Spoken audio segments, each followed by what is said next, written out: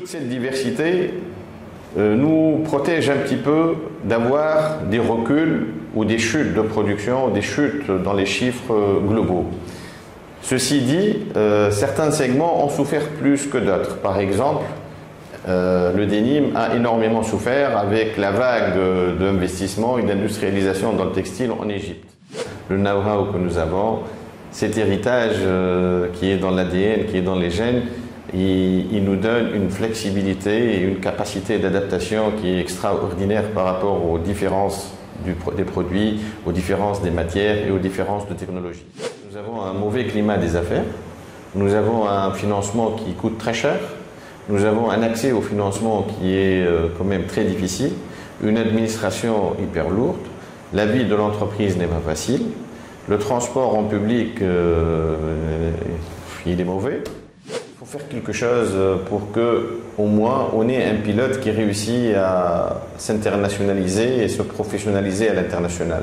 Moi, je pense que si un premier cas réussit à franchir le cap, il y en aura d'autres qui le suivront. Maintenant, c'est difficile avec le climat des affaires, le climat des financements, les banques tunisiennes. L'état des lieux est difficile pour les marques tunisiennes. On a une place à jouer, on a un développement à mettre en place et on a une croissance à développer. Et je crois beaucoup personnellement en la Tunisie, je crois beaucoup en notre capital humain.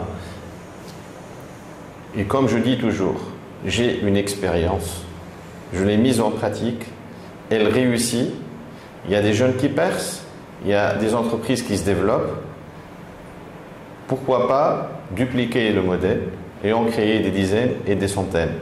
Tout ça aura comme résultat la croissance, le développement et la création de richesses.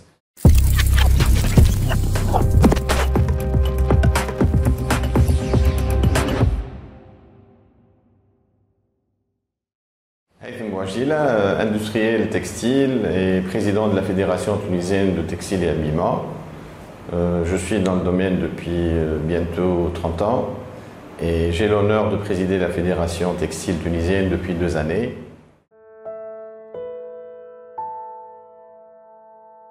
La Fédération tunisienne du textile et habillement, FTTH, c'est le porte-parole, le porte-drapeau de l'industrie textile et habillement tunisienne.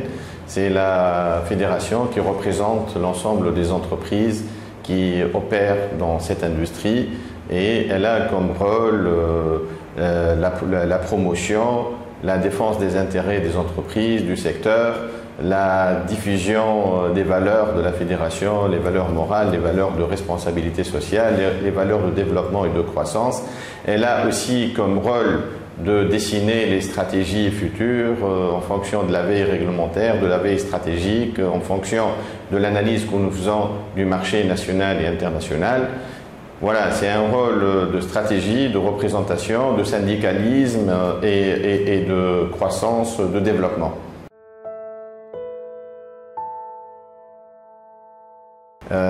Les chiffres clés, donc 1500 entreprises, il y a des TPE, il y a des PME, il y a des grandes entreprises, 3 milliards d'euros d'exportation par an. Les 3 milliards d'euros ne sont pas vraiment représentatifs parce qu'il y a près de 60% des entreprises qui travaillent en CMT, donc en sous-traitance.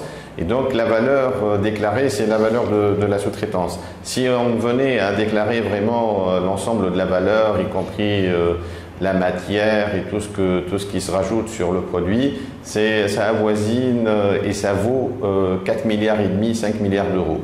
Donc notre objectif aujourd'hui justement c'est de renforcer la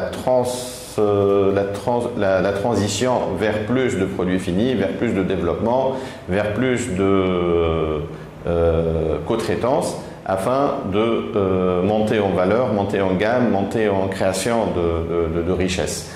Autre chiffre important, c'est que nous employons 155 000 personnes et aujourd'hui nous pensons que si le climat des affaires venait à s'améliorer en Tunisie, on pourrait vraiment augmenter nos exportations à plus de 5 milliards d'euros et créer entre 6 et 7 000 nouveaux emplois par an.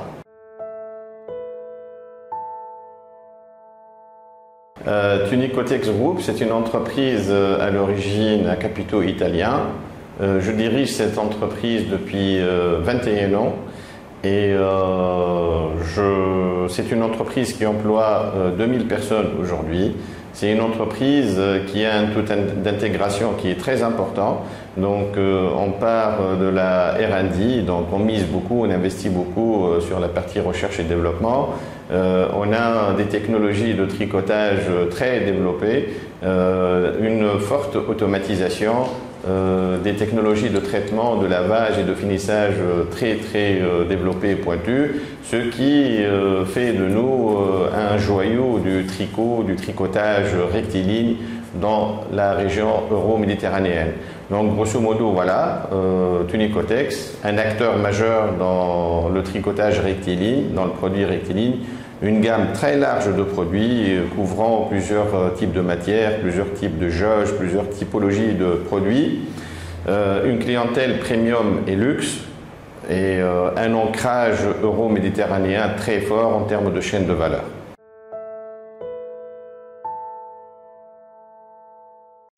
On va dire qu'on a abandonné cette notion du marché où il se situe parce que comme on a misé sur le produit premium, nous nous sommes positionnés sur des brands internationaux. Donc même si le brand a un siège qui est à Amsterdam, il est à Paris, ou il est à Milan, ou il est à Stockholm, ce sont vraiment des brands internationaux qui distribuent partout dans le monde. Et du coup, l'un de nos points forts dans le savoir-faire, c'est justement la partie logistique et la partie accompagnement des partenaires pour effectuer toute la supply chain et toute la gestion de la supply chain et des envois des shipments, direct shipments aux États-Unis, au Japon, en Corée, en Australie, en Afrique du Sud, dans les pays du Golfe, au Canada, Mexico, etc. Donc ce sont vraiment des brands internationaux. On est sur le marché international des brands de premium et maintenant on a entamé des expériences de luxe depuis 1 an et demi et c'est justement ce que j'essaye de diffuser comme principe, culture et stratégie auprès de mes collègues, de mes amis.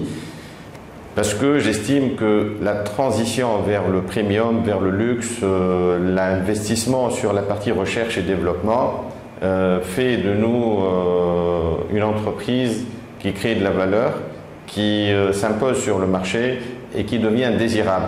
Donc notre objectif aujourd'hui, mon objectif personnel, est de pouvoir diffuser cette culture, cette façon de faire, afin d'avoir des dizaines, voire des centaines d'entreprises tunisiennes, soient-elles petites ou moyennes ou grandes, qui travaillent de la même manière et qui, chacune d'entre elles, puissent investir dans les jeunes ingénieurs, les jeunes talents tunisiens, afin de renforcer leur potentiel R&D et leur potentiel automatisation et excellence productive. La dynamique du secteur à l'échelle internationale, c'est un terme très complexe. Alors, il y a beaucoup d'ambiguïté, il y a beaucoup d'incertitudes, il y a beaucoup de zones d'ombre, puisque depuis Covid, on vit une instabilité hyper importante à tous les niveaux. Donc, Covid 2021, on sait tous que c'était difficile pour les brands, c'était difficile pour les marchés, c'était difficile dans le monde, confinement, hésitation, fermeture de magasins, incertitude sur l'avenir, et donc c'était complexe. Après Covid, il y a eu un engouement incroyable en 2022 sur les produits. Donc les gens ont perdu la tête et ont commencé à surcommander. C'était une embellie incroyable pour les entreprises de production qui n'arrivaient plus à satisfaire la demande. Donc il s'est avéré que cet engouement n'était pas pérenne. Et donc en 2023, on a eu la crise des surstocks chez tous les brands. Voilà, 2023, début 2024, on a mis du temps à écouler les stocks chez les brands, dans les stocks, dans les inventaires, etc. Et donc, à partir de la fin de 2023, La deuxième moitié de 2023, on a eu des difficultés. Donc, toutes les entreprises dans le monde, tous les brands dans le monde ont eu des difficultés. Il y a eu une baisse de la demande qui n'était pas du tout négligeable quand on la compare à la surdemande qu'il y a eu en 2022. Donc, fin 2024, on a commencé à dépasser le cap. 2025, je dirais que les stocks ont recommencé à avoir leur niveau normal auprès des centrales logistiques, auprès des magasins, etc. Et voilà que les guerres Ukraine, Russie, l'instabilité, les conflits, Gaza, Moyen-Orient, Mer Rouge, etc., qui perturbent énormément et la supply chain, et la demande, et le transport, et les coûts. Rajoutez à cela que depuis 6 mois, on vit une incertitude incroyable par rapport à ce qui se passe aux États-Unis. Donc voilà, il y a une vague d'incertitude incroyable, il y a des perturbations, il y a des interrogations importantes par rapport à de quoi est fait demain. Donc quand on travaille avec des clients internationaux, quand on travaille avec des clients européens, ils ont beaucoup de liens avec les États-Unis. Le commerce, les échanges avec les États-Unis est en train de subir des chocs non indifférents. Et du coup, voilà, c'est une zone d'ombre, c'est beaucoup d'interrogations. La chance que nous avons en Tunisie, la diversité de notre secteur. Donc, nous sommes un petit pays, 12 millions d'habitants. Nous avons un positionnement stratégique géographiquement.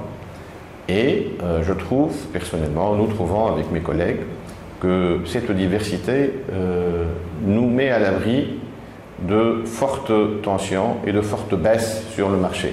C'est-à-dire, quand on dit textile en Tunisie, on va parler de tricot, avec des gammes étendues. On va parler de mailles circulaires, de jersey, de molleton, etc. On va parler de swimwear. On va parler de lingerie. On va parler de habillement corporate. On va parler vêtements techniques professionnels et uniformes techniques professionnels. On va parler de textiles techniques pour le médical et le paramédical. On parle aussi du textile technique pour l'automobile et l'aéronautique. Donc vous voyez, c'est vaste. À côté de tout ça, il y a l'écosystème qui est fait de brodeurs, de sérigraphes, de teinturiers, de délaveurs et tout ça. Donc d'entreprises qui font le denim haut de gamme. Toute cette diversité nous protège un petit peu d'avoir des reculs ou des chutes de production, des chutes dans les chiffres globaux. Ceci dit, certains segments ont souffert plus que d'autres. Par exemple, le denim a énormément souffert avec la vague d'investissement et d'industrialisation dans le textile en Égypte, où il y a des incitations, un climat d'affaires propice par rapport à ceux qui viennent s'installer, des facilitations, des avantages, une compétitivité qui n'est pas du tout indifférente, avec des coûts salariaux qui sont plus bas que chez nous, avec des coûts d'énergie, gaz et électricité qui sont plus bas que chez nous. Ceci dit, on garde toujours nos chiffres grâce à cette diversité, grâce au savoir-faire et grâce à la diversification des produits et des techniques. Là, ça va au cas par cas, parce que les situations des entreprises, les grosses cylindries qui font du denim et leur écosystème de sous-traitants et de façonniers et de partenaires qu'ils ont aux alentours de leurs usines est très varié. Donc, on a des entreprises qui avaient un positionnement déjà qui était diversifié et était multi-pays, multi-régions, multi-brands, etc. Il y avait des entreprises qui avaient plus de dépendance à des brands et donc chacun, ils avaient des problématiques communes et ils avaient aussi des problématiques spécifiques à chacune d'entre elles. Donc pour les problématiques communes, il n'y a pas grand-chose à faire à part puiser dans le savoir-faire, dans l'utilisation des méthodes d'organisation, de management, lean manufacturing, kaizen, etc. pour optimiser les organisations, pour optimiser les coûts, pour monter en innovation, pour monter en créativité, pour monter en productivité. Pour les problématiques, je dirais, dépendantes et spécifiques aux entreprises, il y a tout un travail qui est fait au niveau de chacune de ces entreprises, au niveau de la transformation du modèle, du changement de business model, de la réadaptation par rapport à d'autres marchés, à d'autres brands, à la multiplication des marchés et la diversification des produits. Donc plusieurs entreprises maintenant optent plus pour des séries moins importantes, pour des développements de collections plus créatifs, pour des changements de support, etc. Une des solutions fondamentales serait aujourd'hui avoir une ou deux usines de tissage dénime en Tunisie qui faciliteraient la vie à ces dénimeurs, jeaneurs, et qui leur offrirait un plus dans la flexibilité, dans la disponibilité de la matière. Désormais, ce n'est pas envisageable pour bientôt parce que le climat des affaires, il est ce qu'il est. L'investissement en tissage, il est important. Le taux de profitabilité du tissu dénime n'est pas énorme. Donc, combiner tous les facteurs ensemble, il est difficile dans le contexte d'aujourd'hui de voir naître une usine de tissage et finissage dénime, tissu. Parce que il y a le gaz qui est une composante importante dans le finissage, qui est cher en Tunisie. Il y a l'investissement qui est énorme. Il y a l'eau qui manque. Donc tout ça, c'est des facteurs qui ne favorisent pas aujourd'hui l'éclosion ou la constitution ou la mise en place de nouvelles usines dénime. Contrairement à d'autres industries où c'est plus facile de monter des usines puisque la profitabilité est plus importante, donc le risque diminue avec cette profitabilité et avec ce positionnement. Le cas Citex, pour moi, pour mes collègues, pour le bureau exécutif de la fédération, c'est un cas spécifique à une entreprise dont la gouvernance n'est pas un modèle parfait, n'est pas un modèle, je dirais, des meilleurs. Donc, Citex a été habitué de travailler pour une marque française qui détient donc la partie la plus importante du capital de Citex.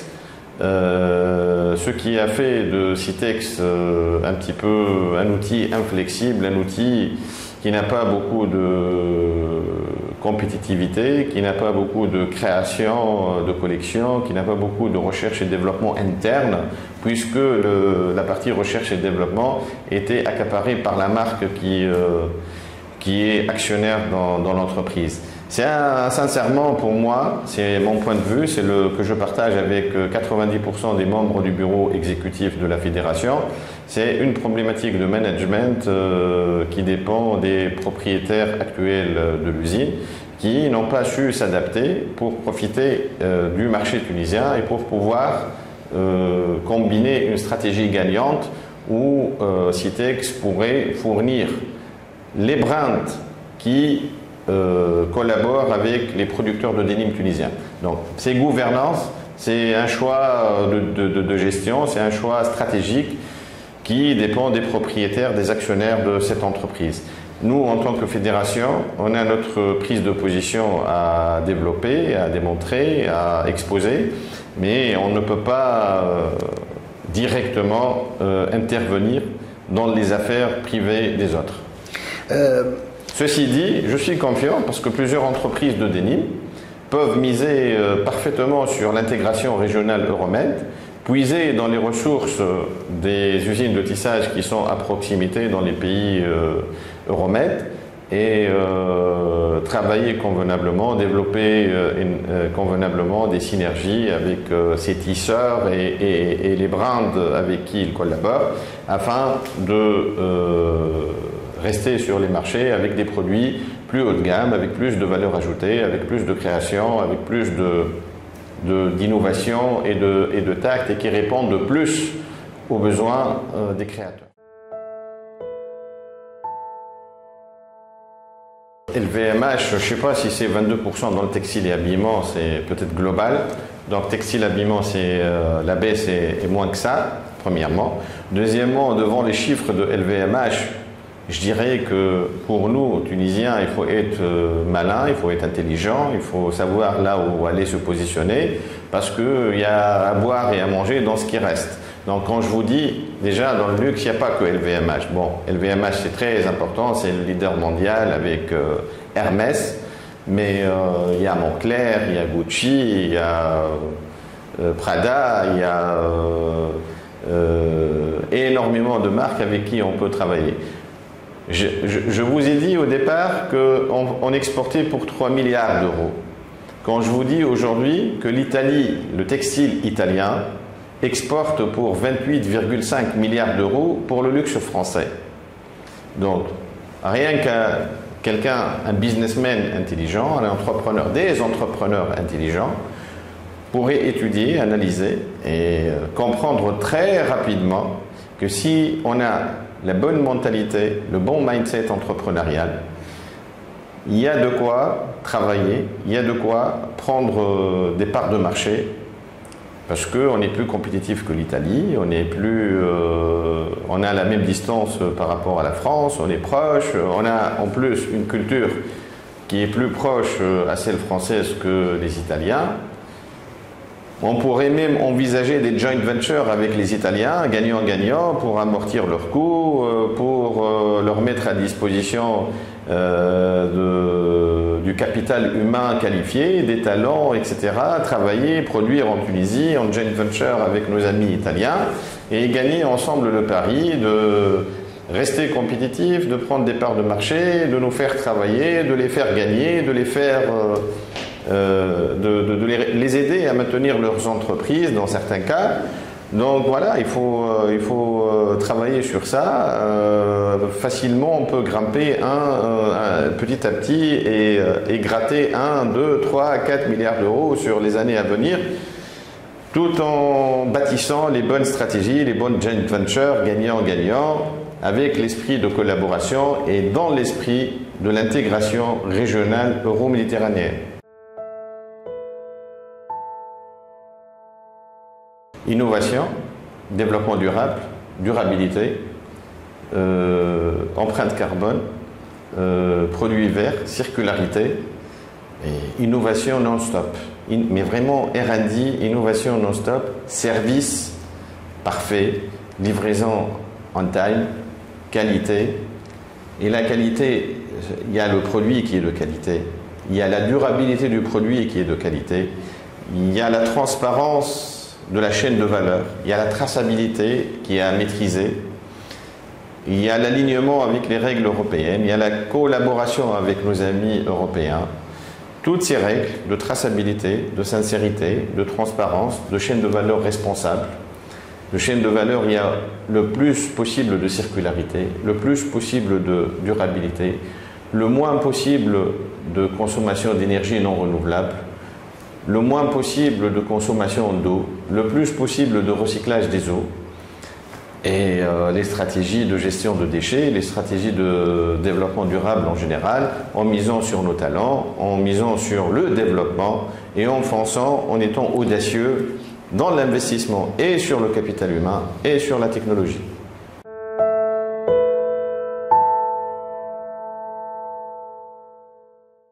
Il y a pas mal de forces. La proximité, la position géographique stratégique, l'héritage que nous avons de plus de 70 ans de textile, donc la main que nous avons, le know-how que nous avons, cet héritage qui est dans l'ADN, qui est dans les gènes, il nous donne une flexibilité et une capacité d'adaptation qui est extraordinaire par rapport aux différences des produits, aux différences des matières et aux différences de technologie. Il y a aussi le capital humain, franchement, si on mise sur notre capital humain, si on met notre capital humain dans des conditions de travail qui sont exemplaires, dans des conditions avec des plans de formation et d'adaptation aux technologies qui est ce qu'il faut pour faire développer une entreprise, en misant sur les jeunes, en misant sur les talents, en misant sur le capital humain et en ayant un mindset entrepreneurial correct. Moi, je pense qu'une entreprise peut se développer, peut prendre sa place et peut accéder au marché beaucoup plus facilement. Une autre force qui n'est pas des moindres, sincèrement, le capital humain, la main-d'œuvre tunisienne, le Tunisien, la Tunisienne, ont une certaine flexibilité et doigté à rapidement apprendre, rapidement savoir faire un métier. Donc voilà, tout ça, ça a fait de nous un pays, une zone, une industrie où nous avons pas mal d'avantages à faire valoir.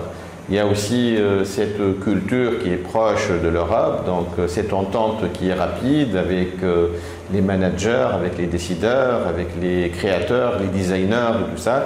Ça fait de nous quand même un terrain favorable à la collaboration et à la production de produits qui se distinguent. Nous avons un mauvais climat des affaires, nous avons un financement qui coûte très cher, nous avons un accès au financement qui est quand même très difficile, une administration hyper lourde, la vie de l'entreprise n'est pas facile, le transport en public il est mauvais, l'infrastructure elle est beaucoup à améliorer et l'une des faiblesses selon moi c'est, je ne parle pas des 20 ou des 25% des entrepreneurs qui se distinguent, mais je parle des 70 ou 75% d'entrepreneurs qui manquent de cette audace pour aller de l'avant, pour investir, pour ne pas avoir peur, pour ne pas prendre des risques.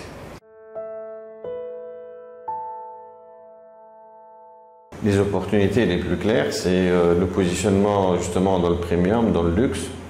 Mais ceci peut vraiment avoir du sens et nous aider à prendre notre place si vraiment dans chacune de nos entreprises on investit beaucoup plus dans la technologie, dans la formation du capital humain, dans la maîtrise de la technologie et que chacune des entreprises renforce considérablement son département R&D. Même s'il n'y a pas de R&D, il faut commencer.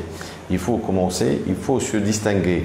Le produit qui se distingue, une entreprise qui se distingue par sa gestion de développement durable, par sa stratégie de développement durable, par sa stratégie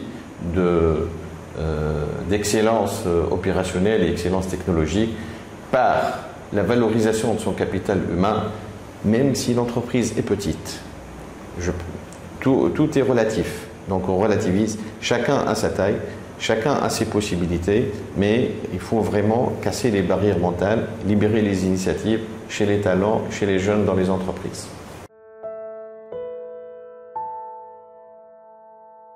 Je dirais que les menaces, c'est nous-mêmes. C'est nous-mêmes, c'est notre climat des affaires, c'est notre cadre réglementaire et juridique, c'est notre accès au financement, ce sont nos banques, ce sont les taux excessifs, les taux d'intérêt excessifs pour le financement, l'absence de financement, l'absence de mécanismes.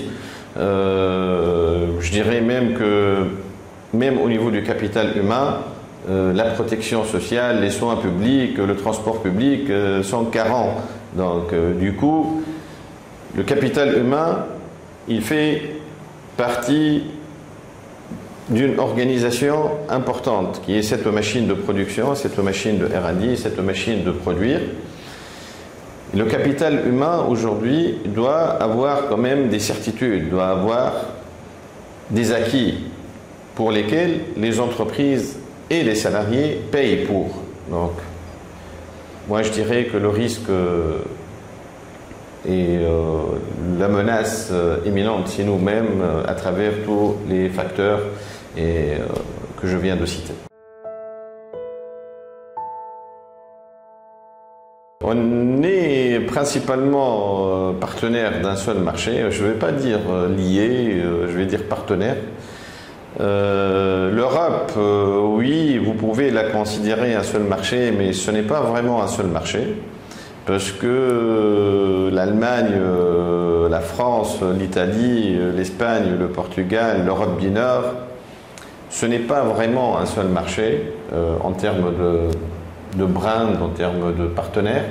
C'est quand même beaucoup de brand, beaucoup de business, c'est quand même des centaines de millions d'habitants. Nous sommes 12 millions et nous avons une étendue de choix entre tous les pays de l'Europe. à travers ces pays, pourquoi pas consolider, viser le Canada, viser les États-Unis, qui restent toujours des marchés importants pour nous, des marchés là où on peut trouver des débouchés. Certaines entreprises tunisiennes sont déjà existantes sur ce marché américain, canadien.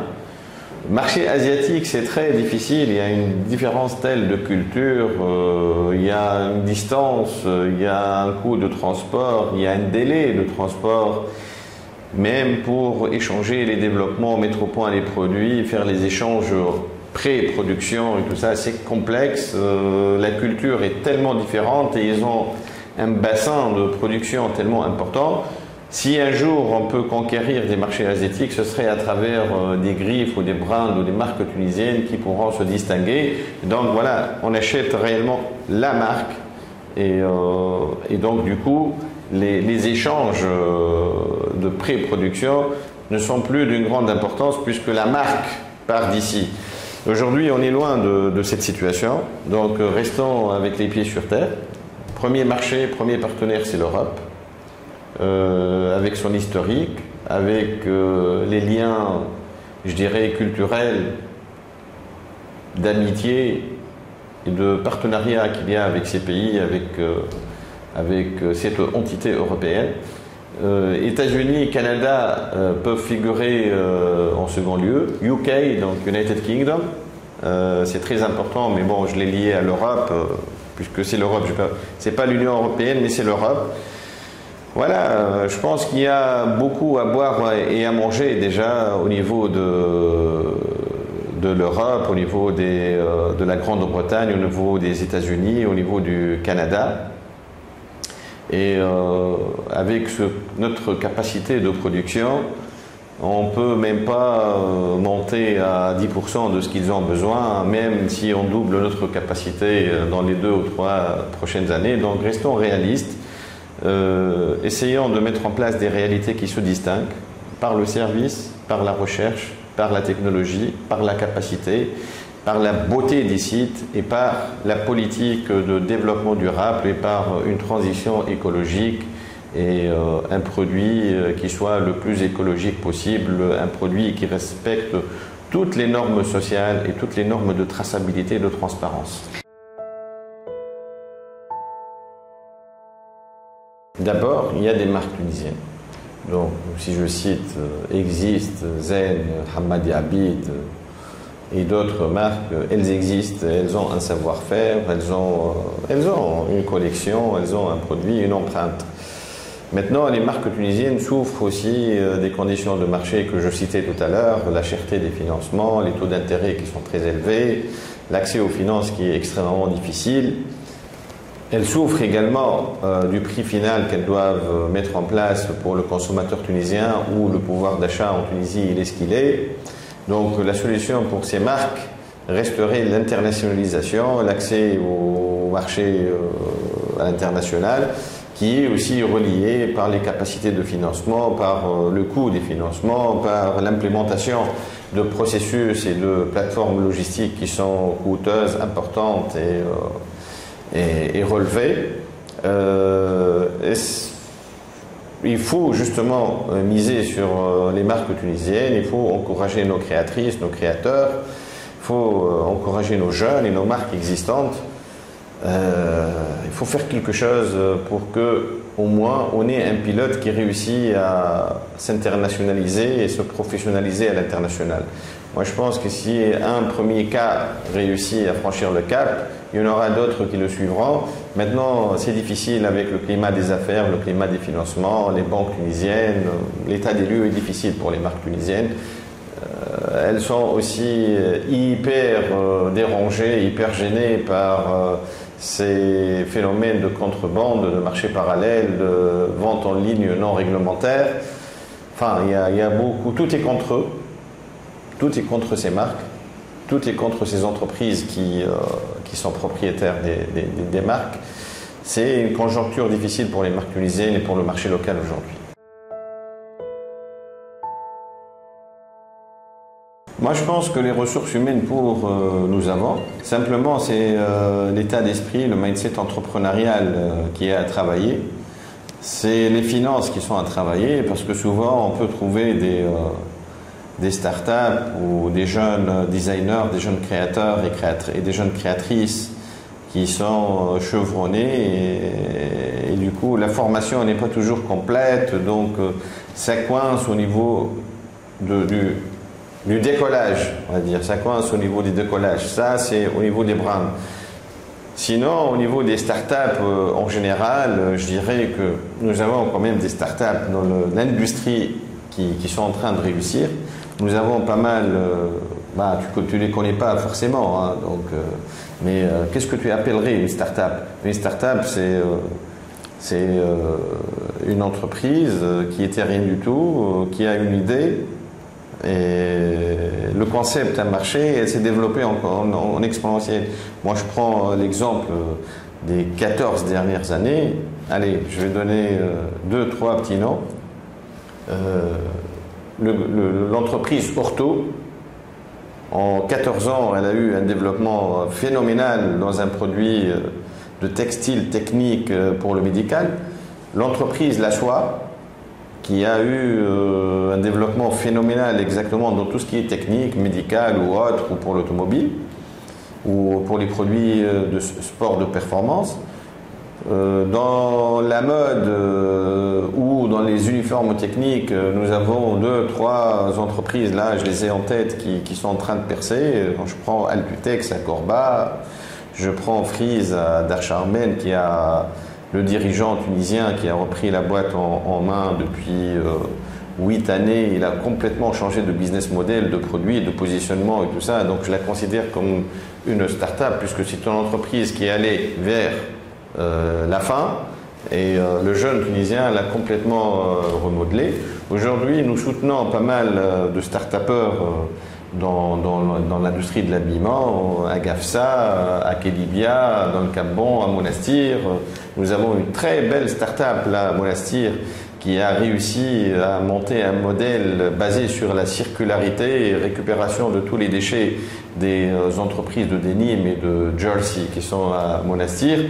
Et avec tous ces déchets, on fabrique des noms tissés pour la broderie, pour fabriquer de la biseline et d'autres tissus non tissés. Donc, la pépinière, la fabrique entrepreneuriale à la Technopole de Monastir, il y a beaucoup de talents, beaucoup de jeunes qui sont là, qui sont prêts à décoller. Dans le secteur, il y a des dizaines d'entreprises qui se distinguent. Vous pouvez trouver du 4.0, du 5.0, des technologies incroyables, un peu partout, que ce soit dans le tricotage, que ce soit dans la confection qui est automatisée, dans la confection qui a des opérations très complexes, dans l'uniforme technique, dans les vêtements de sport de performance, dans les gadgets de textile technique, que ce soit pour l'automobile ou pour le médical, le paramédical. Il y a beaucoup de technologies, il y a beaucoup de technologies 4.0 en Tunisie. On en manque. L'encouragement, les incitations devraient prendre place. Nous devons diffuser de plus en plus ces technologies, ces techniques. Nous devons montrer, partager les bonnes pratiques. Mais en fin de compte, on se heurte à 2 obstacles majeurs qui sont l'aspect entrepreneurial, cette culture entrepreneuriale de vouloir faire, de vouloir s'engager, de vouloir risquer, et l'aspect business, climat business, dont le financement, dont les réglementations et les juridictions. Nous sommes une fédération jeune. Nous avons beaucoup de jeunes membres dynamiques, créatifs, porteurs d'idées, porteurs d'innovation, porteurs de projets. Je suis convaincu que la marmite va aboutir dans peu d'années, dans peu de temps, à des solutions, à des aboutissements qui accélèrent le mouvement de l'innovation et le mouvement de la transition vers une industrie technologique est très avancé et très moderne. Toujours est-il, il y a toujours cette problématique de climat des affaires qui pèse sur les épaules des entreprises et du pays.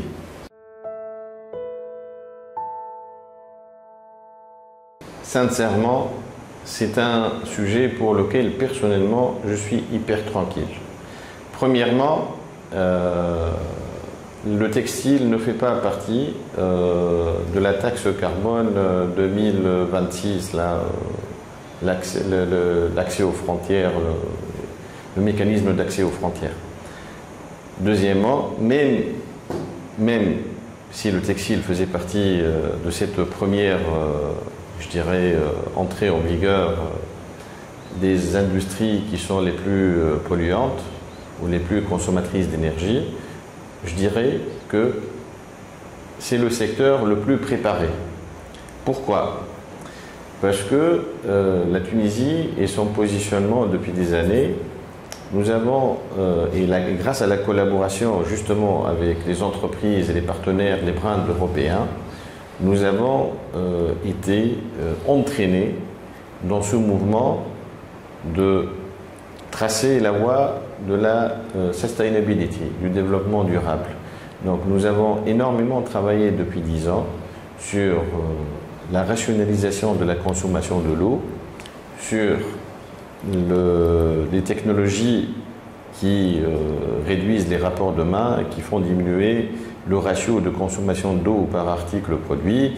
En dénime, on est arrivé à descendre de, je dis peut-être une connerie, de 120 litres par pièce jusqu'à moins de 25 litres par pièce en process industriel, sans compter que plusieurs entreprises ont mis en place des investissements conséquents dans le recyclage des eaux.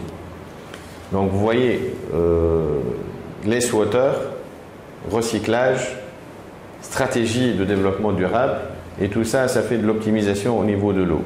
Au niveau de l'énergie renouvelable, nous sommes le secteur industriel en Tunisie qui a le plus de stations photovoltaïques installées déjà aujourd'hui.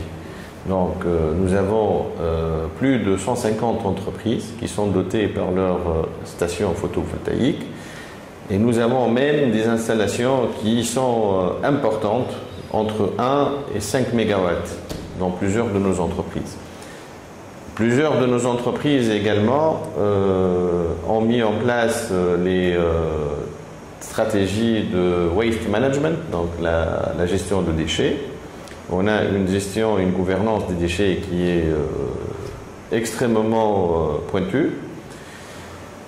Et nous formons nos staffs en continuation pour améliorer nos performances. En fait, notre cheval de bataille aujourd'hui, c'est le projet TTGT, donc Tunisia Textile Green Transition, que mène la fédération, où il y a des dizaines d'entreprises qui sont membres.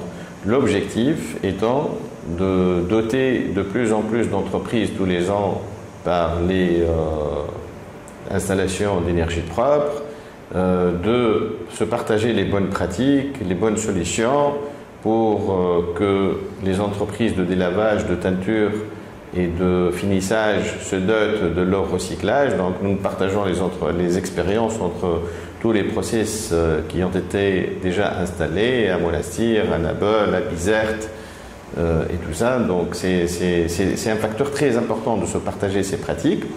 Tout le monde utilise des fibres recyclées là où on peut. Et là, nous sommes en train de préparer une batterie d'entreprises à la certification énergétique ISO 50001.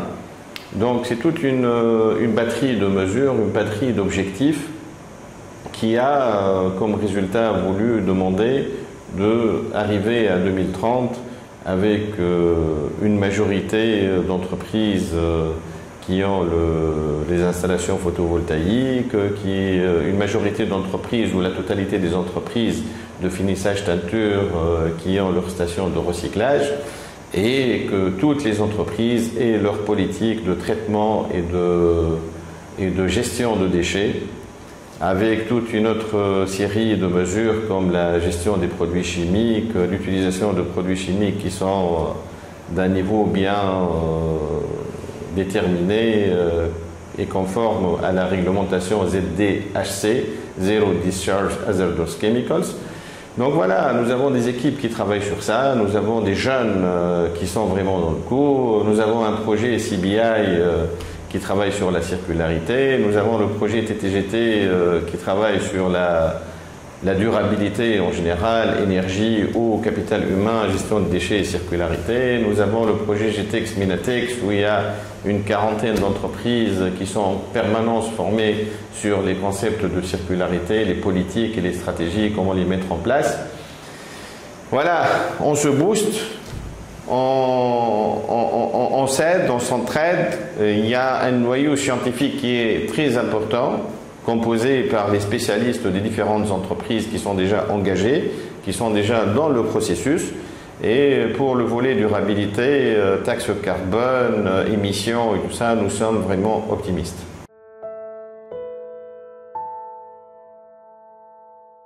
On parle d'abord de recyclage. Alors, dans le processus, il y a plusieurs étapes. D'abord, je pense que nous devons tous, en tant qu'industriels, s'aligner avec les brins de partenaires pour appliquer ce qu'on appelle l'éco-design.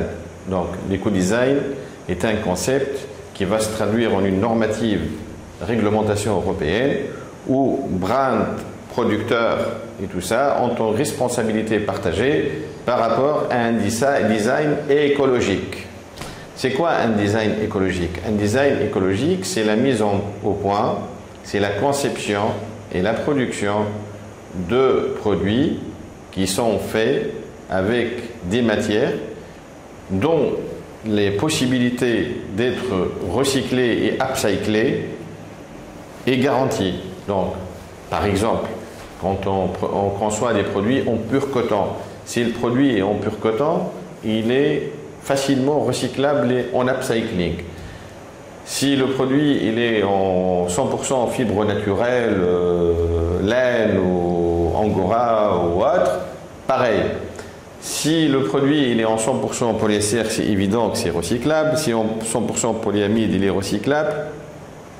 Mais s'il y a des blends et des mix matières qui sont un peu bizarres et pas recyclables en upcycling, ça c'est une autre paire de manches et on ne peut pas faire de l'upcycling avec un mix matière, avec un coton polyamide, avec un coton polyester ou autre. Avec un coton polyamide polyester, on peut faire du recyclage, mais ça va être du downcycling.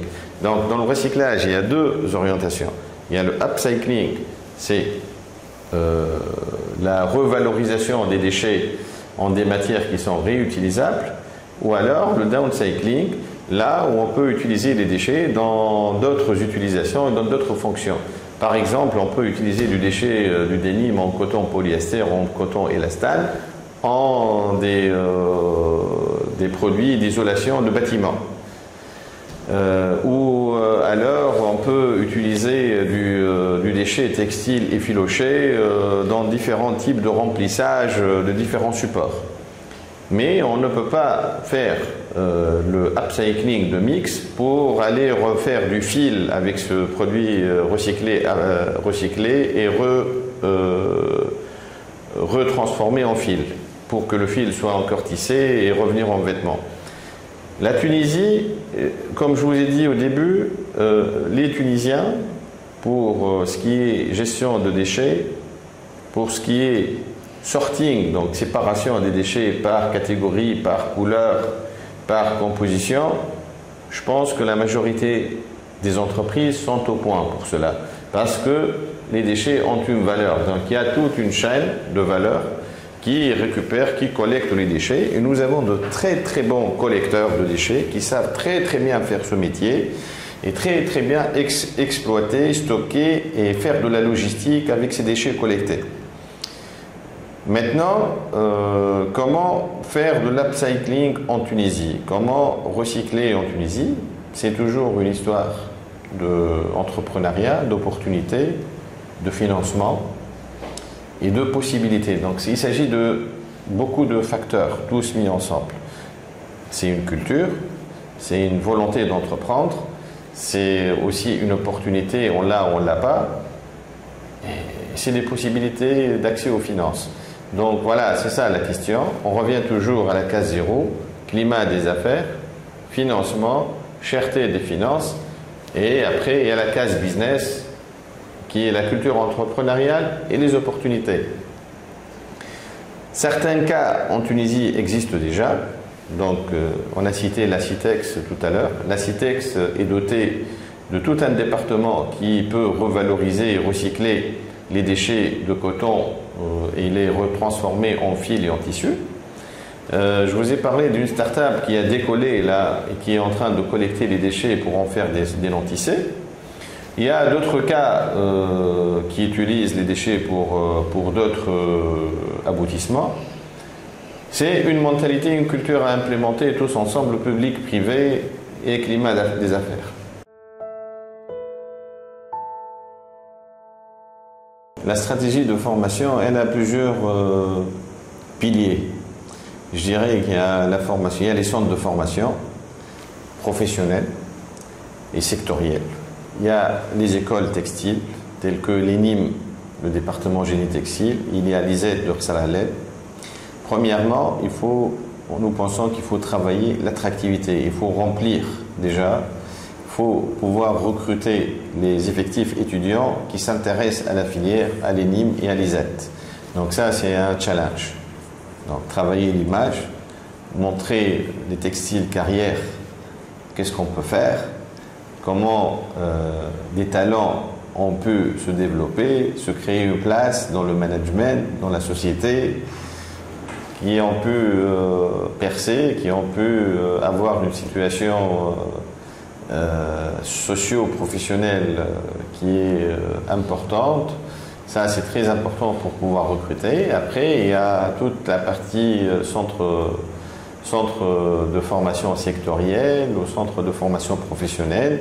Aussi, les recrutements, il faut travailler cela avec des campagnes de promotion. Avant-hier, nous avons déjà rencontré le ministre de la formation et de l'emploi, formation professionnelle et de l'emploi, avec tout son staff, pour justement travailler ensemble pour renforcer l'employabilité, renforcer l'attractivité et monter ensemble une campagne promotionnelle pour faire développer l'accès à ces écoles et à ces centres de formation. Certaines régions sont dépourvues de centres qui ont les moyens, qui ont le matériel, qui ont les formateurs. On a parlé aussi de cela. On a parlé de transport en public parce que les gens ne trouvent pas de transport en public pour se déplacer ou aller au centre, aller dans la zone industrielle, aller à la technopole, etc. C'est un cadre sur lequel nous sommes en train de travailler.